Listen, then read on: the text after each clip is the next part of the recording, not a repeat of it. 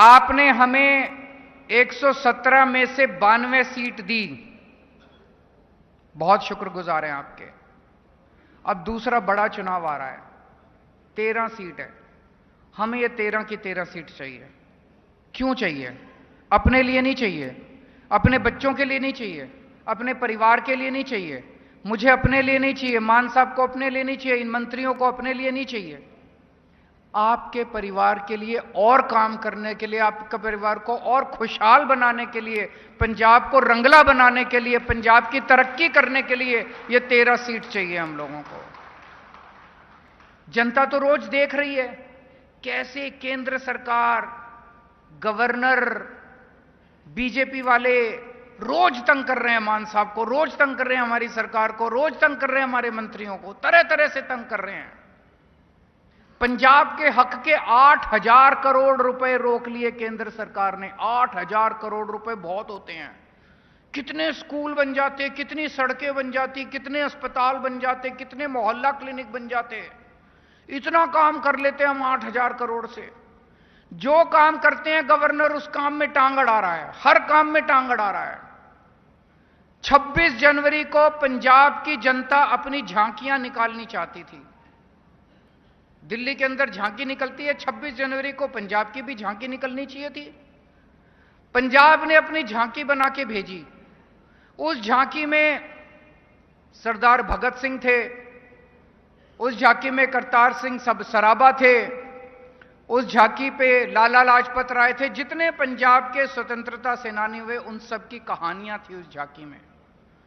जब केंद्र सरकार के पास पंजाब की झांकी गई तो केंद्र सरकार ने इनको चिट्ठी लिख के भेजी, पंजाब की झांकी रिजेक्ट की जाती है। ये केंद्र सरकार में जो बैठे हैं ये सरदार भगत सिंह को रिजेक्ट करने वाले होते कौन हैं? ये केंद्र सरकार में जो बैठे हैं ये करतार सिंह सराभा को रिजेक्ट करने वाले होते कौन हैं? ये लाला लाजपत राय को रिजेक्ट करने वाले होते कौन हैं? इन्होंने पंजाब की झांकियां रिजेक्ट कर दी। अब ये पंजाब के अंदर सरकार गिराने के लिए रोज एमएलए को, कभी किसी एमएलए को अप्रोच करते हैं, सरकार गिराना चाहते हैं जो पंजाब के लोगों की। इससे लड़ने के लिए आज अकेला भगवंत मान आपके लिए लड़ रहा है। भगवंत मान केंद्र सरकार से लड़ रहा है, इन बीजेपी वालों से लड़ रहा है, गवर्नर से लड़ रहा है।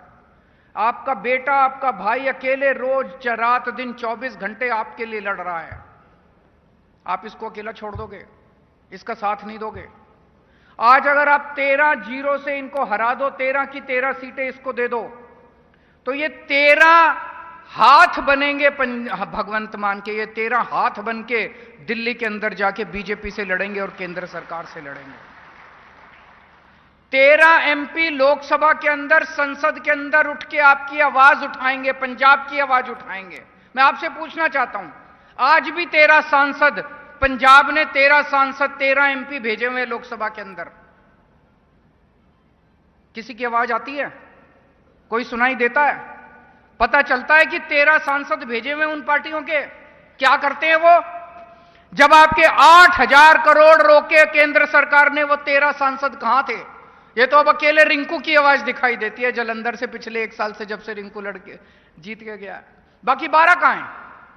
पंजाब के लिए कभी लड़ते हुए क्यों नहीं थे? जब 26 जनवरी को पंजाब की झांकी रोकी गई तब ये 12 सांसद कहां थे? दूसरी पार्टियों वाले क्या कर रहे थे? ये मटर गश्ती कर रहे थे, कुछ नहीं करते, पंजाब की कभी आवाज नहीं उठाते। आप अगर 13 सांसद आम आदमी पार्टी के जिता के भेजोगे, ये 13 के 13 लोकसभा में भी आवाज उठाएंगे। और अगर आपका कोई काम रुकेगा, अगर रूरल डेवलपमेंट फंड का रुकेगा, तो उस मंत्री के घर जाके, उसके दफ्तर के अंदर जाके बैठ जाएंगे, हटेंगे नहीं जब तक आपके पैसे रिलीज नहीं होंगे।